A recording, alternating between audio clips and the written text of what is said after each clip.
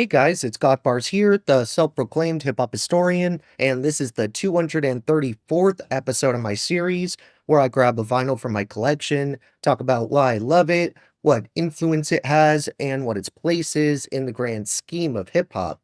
So I went back and forth a million times on which LP to discuss in this spot, between Tical here, his solo debut, and the first installment of the Blackout series that he did with Redman.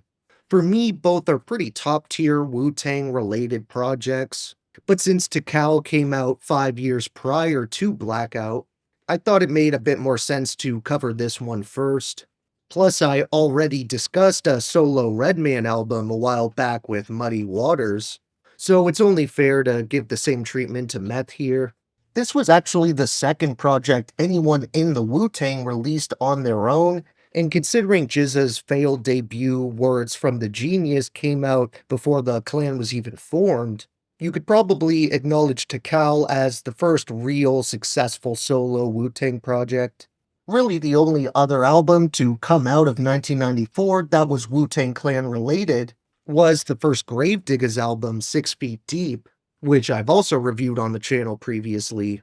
But that act kind of exists outside of the world of core members, besides RZA, of course. The really interesting thing about this album is I kind of see it as a bridge between their insanely successful debut as a collective, 1993's Enter the Wu-Tang or 36 Chambers, and the legendary run of solo LPs that followed in 95 to 96, like Ghostface Killah's Iron Man, Raekwon's Only Built for Cuban Links, GZA's Liquid Swords, and ODB's Return to the 36 Chambers, the dirty version. I feel like around that point the project started to sound a little more polished and defined, which was most likely due to the group having found and settled into their niche by that time. This kind of left Tikal in a weird position, because it may not be quite as dense and cinematic as a later Wu-Tang album like Ghostface Killah's Supreme Clientele, but considering it came only 1 year after the massive success of 36 Chambers, it's pretty undeniable that Method Man's debut here set the tone for the dynasty of solo classics that would follow. You also have to remember that while we as listeners were gradually made more familiar with the other members the further along the decade progressed, Method Man was really a standout voice upon the crew's introduction to the world, and even today, he still remains one of the more instantly recognizable names from the Wu-Tang Clan. He just has so much charisma on the mic, and paired with his personable flows and razor-sharp pen, it's no wonder he became the only artist to have guest appearances on both Tupac's All Eyes on Me and the Notorious B.I.G.'s Ready to Die. I have to share at least one of my favorite verses on Tikal, and I decided to go with the hit single Bring the Pain, where Meth hits the ground running with, I came to bring the pain, hardcore from the brain, let's go inside my astral plane. Find out my mental based on instrumental records. Hey, so I can write monumental methods. I'm not the king, but rappers is decaf. I stick 'em for the cream. Check it, just how deep can shit get? Deep as the abyss, and brothers is mad, fish accept it. In your cross-color clothes, you've crossed over, then get totally crossed out and crisscrossed. Who the boss? People get tossed to the side, and I'm the dark side of the force. Of course, it's the Method Man from the Wu-Tang Clan. I be hectic and coming for the headpiece, protect it. Fuck it, 2 tears in a bucket. Dudes want the ruckus, bustin' at me? Bruh, now bust it. Styles, I get buck wild. Method Man on some shit. Pulling rappers' files, I'm sick. Insane, crazy. Driving Miss Daisy out her fucking mind. Now I got mine, I'm Swayze.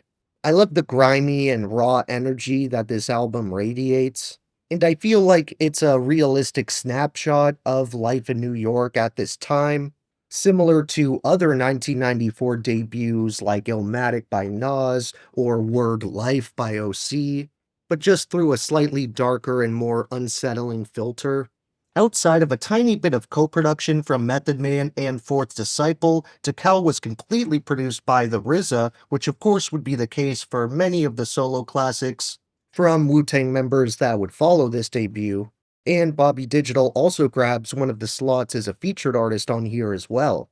However, he isn't the only one, considering we also hear dope guest appearances from the likes of Raekwon, Blue Raspberry, Street Life, Carlton Fisk, Y Kim, and Inspected Deck.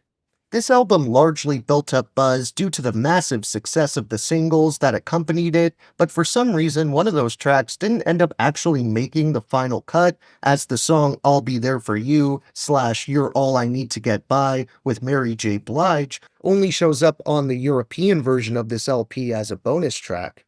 I also have to mention the absolutely sinister, twisted sample that shows up on the instrumental for the posse cut Mr. Sandman, which is definitely one of my top 3 favorite songs on this thing, alongside Bring the Pain and Meth vs. Chef.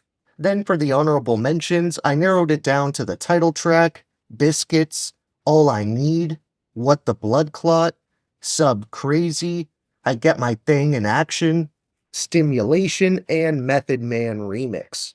Thank you for watching my 234th video. Next up, we have one of my holy grails that I got a little while back and have been dying to talk about, and it actually came out the same year as Method Man's debut here.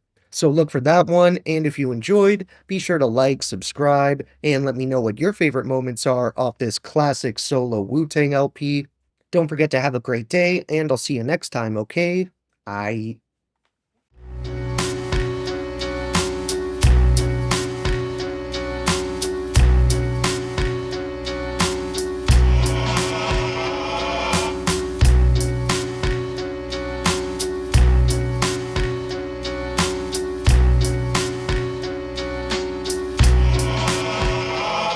Look, the key to my soul is locked in the cage it opens. The framework was made from my own rib cue. What came first, the crack or the crack lighter? Whichever one the first fiend used to bring back